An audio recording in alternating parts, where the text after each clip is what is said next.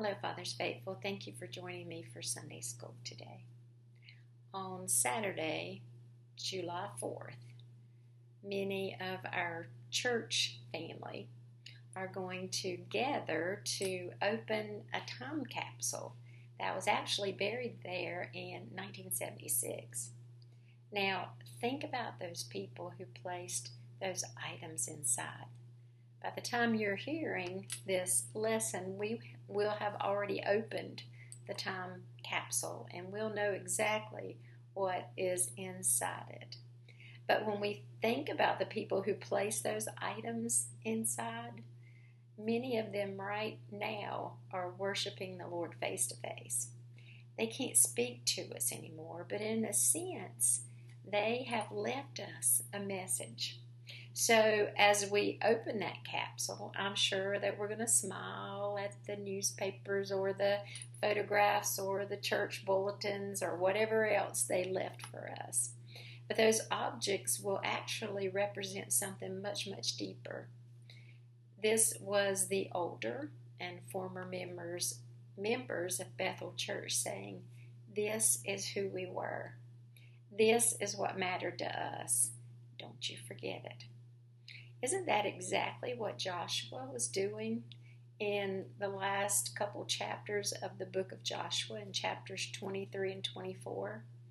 He was an old leader nearing the end of his life, and he was saying to the next generation, don't forget what God has done. Don't forget who you are. Don't forget whom you serve. It was a conversation between generations. So the first scripture that I'm going to read is from chapter 23. And Joshua has been leading these children of Israel for many, many months and many, many years. And so Joshua, in these chapters, gathers the people and speaks to them. You know, I can't help but think of my Aunt Betty Jean on her last days of being on this earth. She gathered each one of her family members, and there were a lot of us, into her hospital room and told us exactly what she expected of us when she was gone. Have you ever noticed that the final words of great leaders often reveal what mattered most to them? Moses gave final instructions in Deuteronomy, and David gave final instructions to Solomon, his son. And Jesus gave us final instructions in the Great Commission. And Paul wrote 2 Timothy knowing that his life was ending. George Washington gave a farewell address when he was leaving office. And Joshua gathered the nation before his death. If you knew that you were about to speak your final public words, what would you say? Joshua had one last opportunity to speak to the nation. And he didn't begin with politics. He began with God. Notice how often he reminds Israel of God in Joshua 23:14. Now I'm about to go the way of all the earth. You know with all your heart and soul that not one of all the good promises the Lord your God gave you has failed. Every promise has been fulfilled. Not one has failed. He didn't say, well, I conquered, or we were courageous, or our army was strong. Instead, he said, the Lord your God has fought for you. You know, one mark of spiritual maturity is giving God credit instead of ourselves. And then in Joshua chapter 24, one of the verses that we see on pictures hanging on walls and in cards and letters and all around is Joshua 24, verses 14 and 15. Now fear the Lord and serve him with all faithfulness. Throw away the gods your ancestors worshipped beyond the Euphrates River and in Egypt, and serve the Lord. But if serving the Lord seems undesirable to you, here's the part we see in our homes. Then choose for yourselves this day whom you will serve, whether the gods your ancestors served beyond the Euphrates or the gods of the Amorites in whose land you were living. But as for me and my household, we will serve the Lord. Every day our lives are shaped by choices. Some seem small at the time, but over a lifetime, they determine what kind of person we'll become, the kind of family we build, and the kind of legacy that we leave behind. I mentioned great leaders' final speeches. Did you know that George Washington's farewell address and Joshua's farewell speech actually have some very strong similarities? Well, both of them reminded the people of God's faithfulness in the past. Joshua recounts Israel's history from Abraham to the Exodus. He talks about the wilderness and the conquest of Canaan to remind the people that every blessing came from God, not from themselves. And that was in Joshua 24, 1 through 13.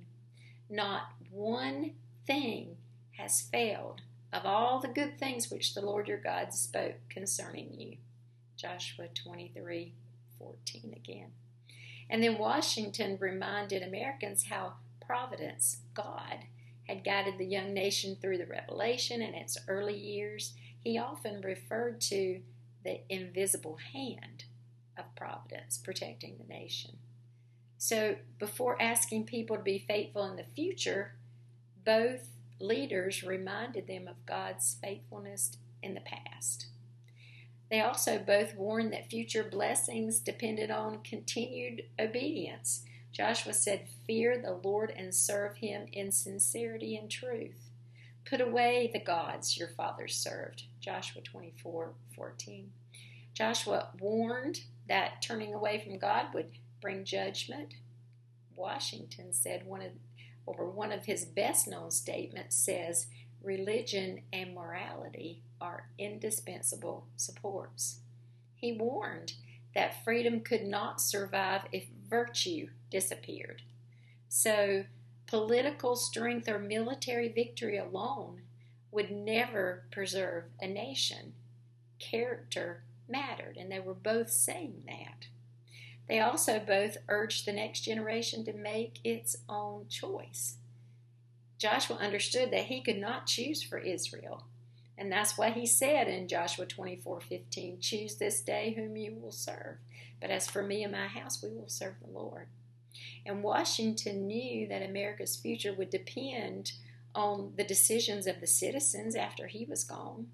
He couldn't govern forever. Future generations would choose whether to preserve or squander liberty. Great leaders can point the way, but every generation must choose its own path.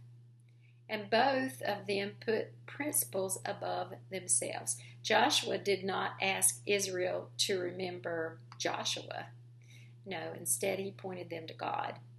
And Washington refused the temptation of lifelong power too. Rather than becoming a king, as some wished, he voluntarily stepped away from office after 2 terms, setting an example of peaceful transfer of authority.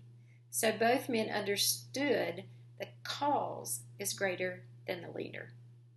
And both left a lasting challenge rather than a celebration. Joshua's final act was not to recount his own accomplishments. Instead, he renewed the covenant with God, his covenant with God, and erected a great stone as a witness. And that's in Joshua 24:25 through 27. Washington actually used his farewell not to celebrate victories, but to issue solemn warnings about dangers such as sectional divisions and excessive political partisanship and foreign entanglements that could threaten the nation's future. Neither speech is primarily backward-looking. They were both forward-looking, and both ask, "What kind of people will you become after I'm gone?" Washington asked, "What kind of nation will you choose to become?" And Joshua asked, "Whom will you choose to serve?" So the first is about preserving a country, and the second is about preserving a relationship with God. And Joshua's question goes deeper because the answer to the second ultimately shapes the answer to the first. Imagine if Joshua could have buried one item in a time capsule for the generations that followed, what do you think it would have been? A sword? A piece of the walls of Jericho? A map of Canaan? Or would he have buried one sentence? Choose this day whom you will serve. Because that is the message that every generation needs. So here's a question for us today. Our plan is to bury another time capsule on homecoming at Bethel Church in September. We decided to give people time to think about what they'd like to put in it. Can you look around the church today and imagine who might open it in 50 years? We have a youth pastor named Eric and his wife Gabrielle are expecting a new baby the end of July. Will it be that new baby daughter? Or maybe it'll be Nick and Elizabeth's twins and their other two kids, Mason and Olivia. Or maybe even Nick and Elizabeth. What will we put in there? Now they're giving us time to think about it. Will it be a favorite hymn or a family Bible? A testimony to God's faithfulness? A letter to your great-grandchildren? Or would it be simply Joshua 24:15? As for me and my house, we choose the Lord. Many of those who buried that capsule, if you've been here as long as I have, I was 19 when they buried that capsule.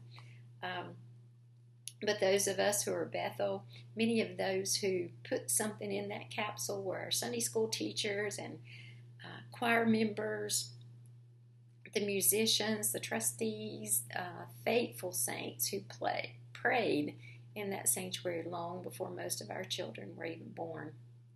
Their voices are silent now, but their faith still speaks.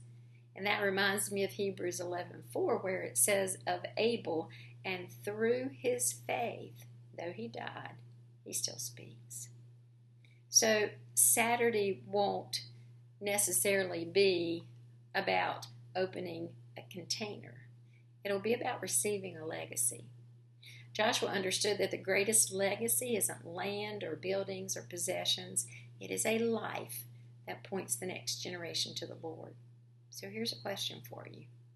If someone opened a time capsule from your life 50 years from now, what in that time capsule would convince them that Jesus Christ was the very center of your life? I heard David Jeremiah use this illustration in a sermon this week, and I thought it was very interesting considering that we have a 4-year-old granddaughter. In the late 1960s and early 70s, psychologist Walter Mischel and his colleagues conducted a study at Stanford University. 4-year-old children were seated alone in a room with one marshmallow placed on a table. The researcher told them, you can eat this marshmallow now, but if you wait until I come back, you'll get 2 marshmallows instead. And then the researcher left the room. Some of the children ate it immediately. Some sniffed it. Some licked it. Some even licked the table.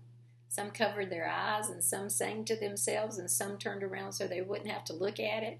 And a few managed to wait long enough to receive the second marshmallow. The videos were funny and very, very revealing. Years later, researchers followed many of those children, and the original follow-up suggested that the children who delayed gratification tended, on the average, to have better life outcomes in several areas. And later, research found that the picture is more complicated than they first reported, that family background, of course, and other factors explain some of the differences. And today, psychologists generally view the marshmallow test as illustrating aspects of self-control and decision-making rather than serving as a simple predictor of future success. But it is very interesting when we think about choices. Researchers discovered something that parents have always known. Even at 4 years old, children begin to make choices that shape the direction of their lives. As parents and grandparents, we don't look at a 4-year-old and admire how cute they are. We wonder, what kind of person will this child become? Will he be honest? Will she be kind? Will she love God? Will he have the courage to stand when everybody else is giving in?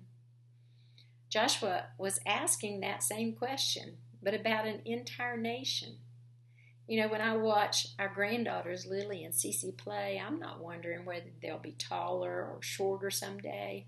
I'm praying for something much, much more important. I'm praying they'll love Jesus. I'm praying that one day when we're raising children of our own, they'll be able to say, as for me and my house, we will serve the Lord. And that immediately makes Joshua's words come alive. It also connects something that Joshua understood. Every generation eventually hands the future to the next one. So today, this command is for all of us. Choose this day whom you will serve. And I hope and pray that God hears my prayers for my family and I can answer. As for me and my house, we will serve the Lord. Thank you for the prayers that you've prayed for our church and our family, and we will continue to pray for yours. I hope you have a happy, happy week celebrating the 250th anniversary of this great country, and I will see you next week.